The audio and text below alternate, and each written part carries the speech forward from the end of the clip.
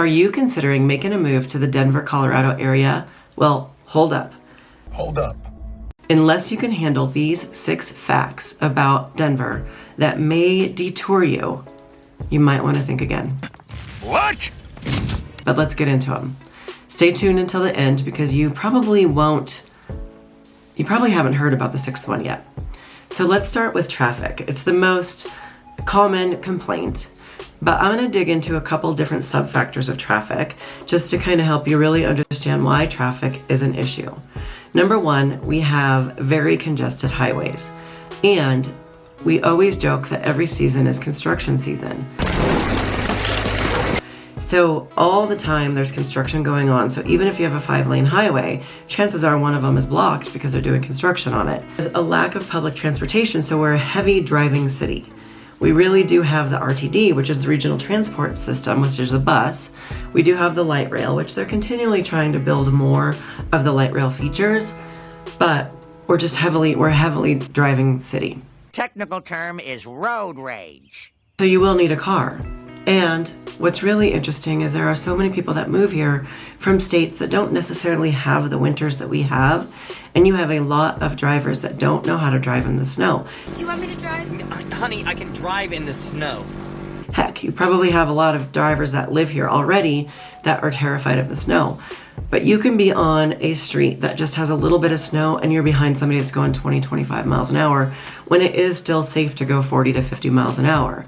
It's just really hard to be on the streets with so many people unaware of how to drive.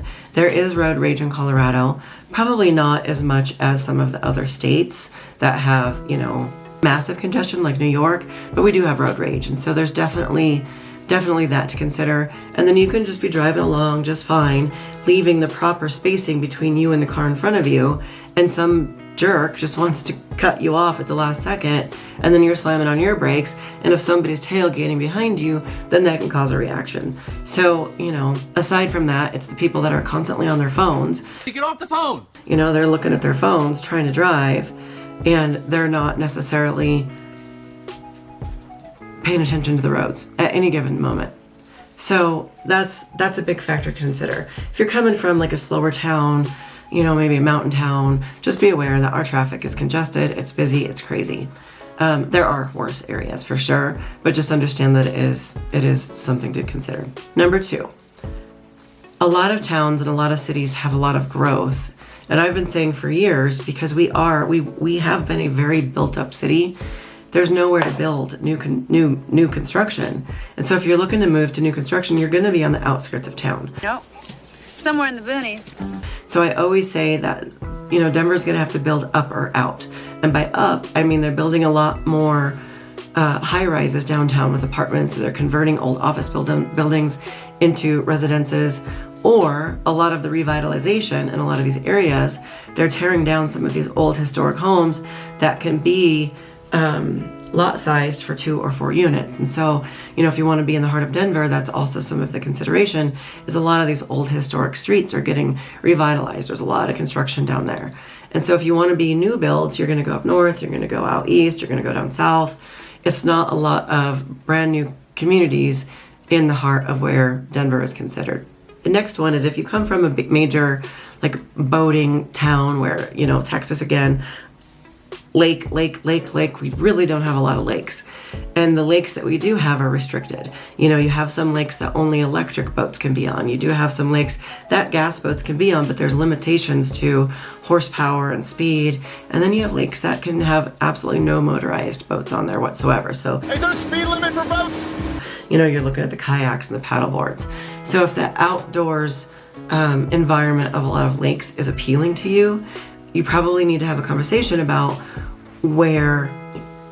So if you are thinking about coming here, I am a licensed real estate agent. I love making these videos for you, but even more importantly, I love having a conversation with you about what your needs, wants, and desires are in moving here to Denver, Colorado, so that I can help support your move and make that seamless transition for you and get you started on your next chapter. Okay, let's talk about crime. No crime, we hate crime. I am actually shocked at how much I see lately, especially with shootings. I mean, it used to be where I would feel comfortable going to downtown Denver, after dark, and now I'm not super comfortable being there after dark. There Afraid of the dark, eh? are shootings all the time. In fact, when I scroll through Denver Police Department's Twitter account, it seems like almost every night they're investigating a shooting. The crime has just really expanded. And I know a lot of people are talking about the refugees here and the crime with that, but it's almost like a reverse crime. I recently learned that there is a major scam going around trying to help these refugees obtain illegal documentation so they can go get a job. And they're charging hundreds and hundreds of dollars to these poor people trying to start a life. Recently, I learned of, because Denver is housing these refugees, and there are crimes behind that for sure. A lot of the headlines recently are that these refugees are trying to earn a living, and they're standing on street corners trying to clean your windshields, and if you refuse to pay for their services, they're getting a little aggressive. On top of that, Denver has been housing these refugees in old, dilapidated hotels, and I recently learned that there was a couple of women that were assaulted recently in those hotels. And so it's expanding the crime in just completely different ways. So not only are we, lack of better words, there are gangs, and I've never experienced any conflict, but with this increase in shootings, increase in theft, we were at one point the #1 state for car theft. I'm not quite sure where we sit at this point, and so you gotta be aware of your surroundings. You need to be careful, and you need to protect yourself. So that's what I'm gonna say about that. That's all I have to say about that. So let's talk about weather. People tend to think Colorado is cold and snowy all the time. I have friends in other states, and they're like, oh, it's cold here, but it's not like you, I'm sure. People, we're not Montana. Not Montana. Then what? We're not Minnesota. Yes, we get sub-0 degrees, but we also have 300 days of sunshine. But again, I will preface that it could be 40 degrees with sunshine. So just keep in mind that when you say or you hear Colorado has 300 days of sunshine, it can still be blistery cold, but sunshine. It could be sunny out. But what's really important to know are we have very late seasons. We have had snow into June, which is rare, but we have had snow into June. Here it is late April, early May. We just had a snow. I think we had about 6 to 8 inches of snow. We already had trees blooming and flowers blooming, and then snow comes. And so you can be tricked if you're not from here thinking, oh, it's spring, it's beautiful, let's pull out all of our short sleeve shirts, and then it snows. So just be aware of that. We do have very rocky springtime here. We have tornadoes.